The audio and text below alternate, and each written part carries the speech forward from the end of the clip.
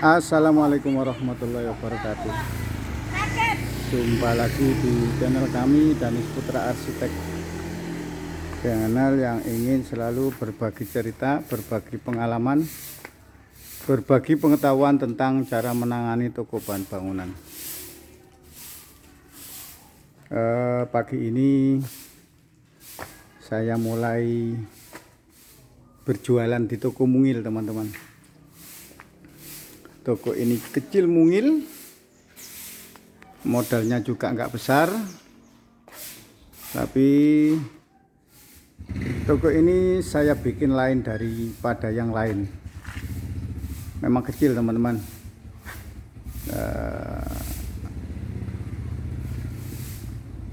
Insya Allah toko ini nanti menjadi pilot project yang kedua. Yang pertama, di toko yang kedua sudah berjalan sendiri tanpa campur tangan saya. Yang ini juga seperti itu. Ini nanti langsung saya serahkan kepada pengelola. Tapi yaitu stok opnam tetap terpantau dari saya. Terus semua order tetap dari pusat, teman-teman. Semua order tetap dari pusat. Toko ini hanya sifatnya untuk menjual saja, outlet untuk membantu menjual saja. Makanya toko ini nanti stoknya juga minim, stoknya kecil-kecil, sedikit-sedikit. Yang penting ada dulu. Jadi stok kita ambilkan dari mini agen di tempat saya. Terus laku hari ini apa yang laku itu nanti kita tambahi besok pagi. Tapi itemnya harus di atas 3.000 sampai 4.000 item. Stoknya nggak masalah, kecil-kecil, sedikit-sedikit. Ini asbesnya juga berapa ini? 20 lembar, kayu juga seperti itu.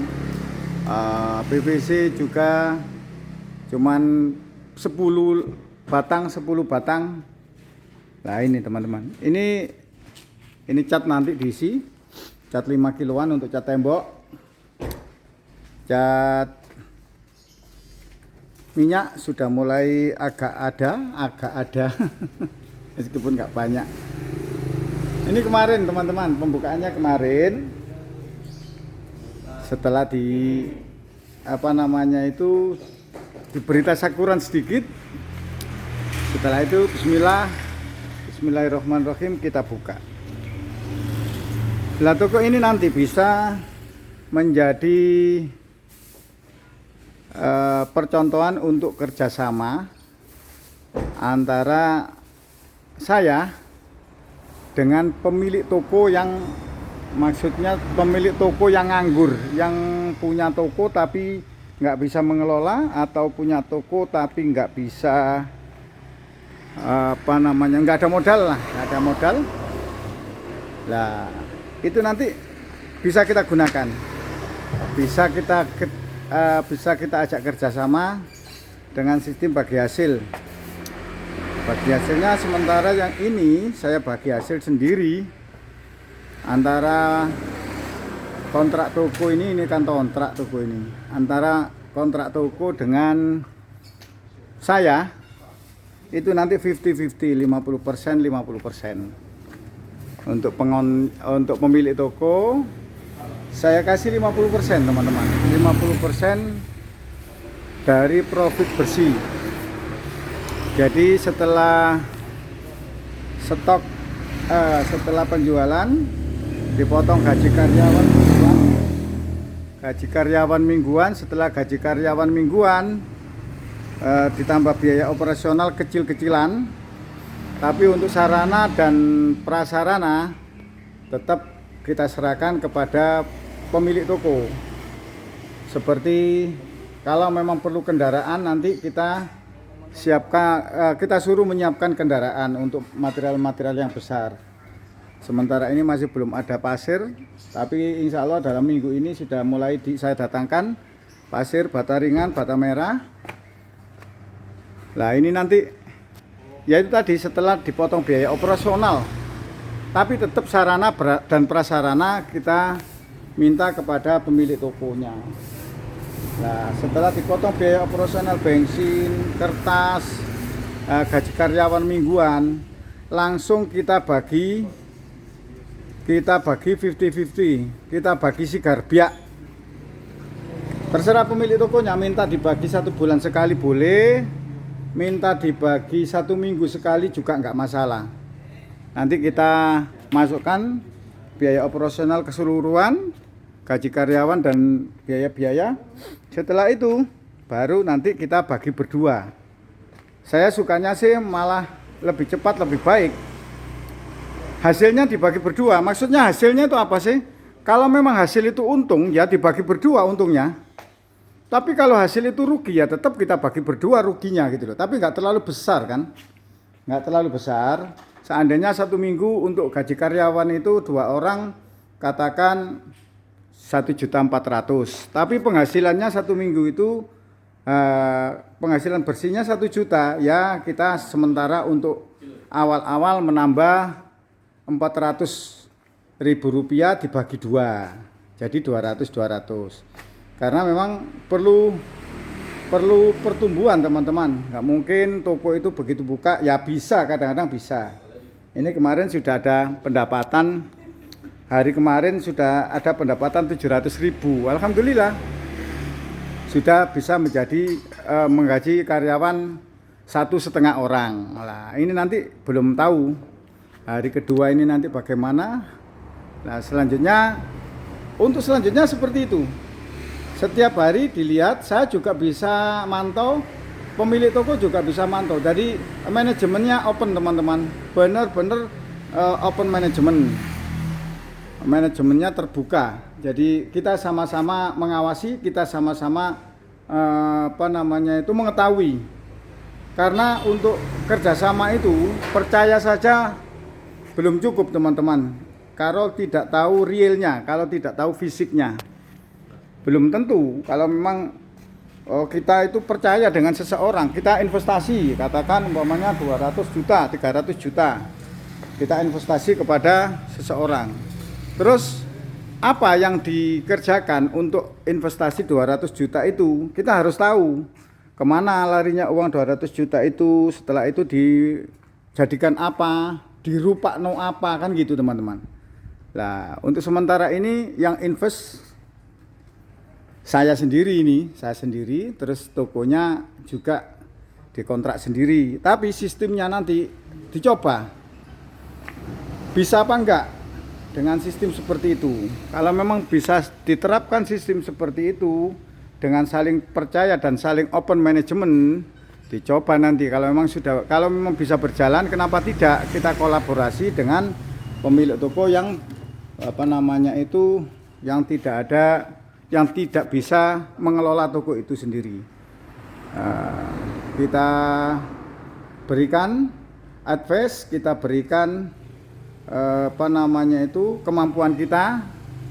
Dan saya sendiri juga seperti itu, modal juga nggak terlalu banyak. Modal saya mungkin yang real, yang nyata. Dari kantong saya sendiri mungkin antara 150 sampai 200 juta itu sudah maksimal.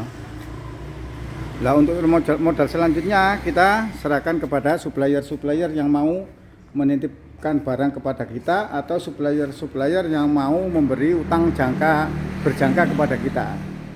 Nah, jadi saya modalnya yaitu antara 150-200 juta. Terus setelah itu mungkin persediaan ini bisa menjadi 300 sampai 400 juta. Nah itu kita serahkan kepada supplier itu. Nah, kalau dengan seperti itu kan nanti tetap pengelolaan keuangan tetap saya, terus hasil harian tetap saya mengumpulkan untuk apa? Untuk membayar utang-utang yang ke supplier itu. Nah, hasilnya kita bagi berdua. Nah, pemilik toko juga harus mengawasi juga. Nah, untuk manajemennya kita serahkan kepada karyawan dan pertanggungjawabannya itu nanti ada salah satu kepala toko yang ada di sini. Nah, barang-barang di sini adalah tanggung jawabnya kepala toko. Bila perlu tanggung jawabnya pemilik tokonya, tanggung jawab terbesarnya adalah pemilik tokonya, karena saya nggak mungkin mengawasi satu persatu setiap hari, nggak mungkin. Jadi barang yang kita serahkan kita stok opnam bersama berdua. Setelah itu saling mengetahui bahwa jumlahnya barang seperti ini. Lah barang itu semuanya milik saya. Pemilik toko hanya memiliki toko saja. Barang itu semuanya milik saya. Nah, setelah tahu stok opnamnya, nanti kalau memang ada kekurangan stok opnam kita cari mana kesalahannya, mana yang kurang, yang tidak masuk, atau ya bagaimana kok bisa kurang stoknya, tidak sesuai dengan realisasi. Nah, itu nanti kita cari pelan-pelan teman-teman, pelan-pelan. Dalam tahap belajar juga seperti itu. Kalau memang stoknya hanya sekitar di bawah 50.000, ya kita sesuaikan saja nanti. Tapi kalau memang stok opnamnya itu lebih dari 100.000, ya kita harus cari. Kita harus disiplin. Sama-sama disiplin, pemilik toko juga disiplin, karyawan juga disiplin, terus kita sendiri juga disiplin. Nah, stok itu kenapa kok nggak banyak? Karena toko ini tidak terlalu jauh dengan toko saya, teman-teman. Jaraknya cuma antara 7 km atau 8 km. Jadi tidak sulit untuk mencari barang yang kurang. Itu sore kita lihat, saya sendiri juga bisa melihat laporan penjualan, laporan barang yang keluar hari ini. Lah besok kita isi lagi. Seandainya cat Avian yang hari ini keluar itu 3 kaleng, nomor 914, 917, nah itu besok kita isi lagi. Terus Puas Eterna hari ini yang keluar berapa, ukuran berapa, itu nanti kita isi lagi. Besok langsung diisi. Jangan sampai stok itu kosong, tapi jangan juga sampai stok itu melimpah. Ini sebagai pilot project saja, teman-teman. Percobaan juga ini, percobaan. Demikian, semoga bermanfaat video ini. Saya akhiri, semoga kita semua tetap dalam lindungan Allah Subhanahu wa taala. Yang kedua, semoga kita semua tetap mendapatkan rezeki yang berkah, rezeki yang melimpah. Yang ketiga, semoga kita semua menjadi orang-orang yang bermanfaat bagi sesama, karena sebaik-baik manusia adalah manusia yang bermanfaat bagi sesamanya. Saya